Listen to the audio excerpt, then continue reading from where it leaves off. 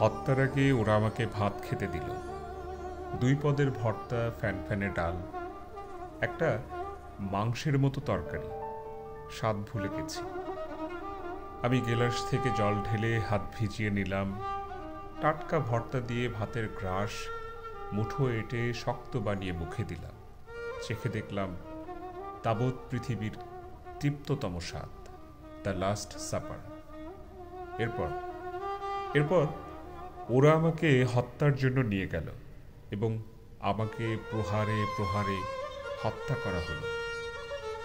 ঈশ্বর, ঈশ্বর, আপনি বিশ্বাস করুন, আমার কোনো অভিযোগ নেই। আমি এই মর্মে সাক্ষ্য দিচ্ছি যে হত্যার আগে পেট পুড়িয়ে খাইয়ে নেওয়াটা পুণ্যের।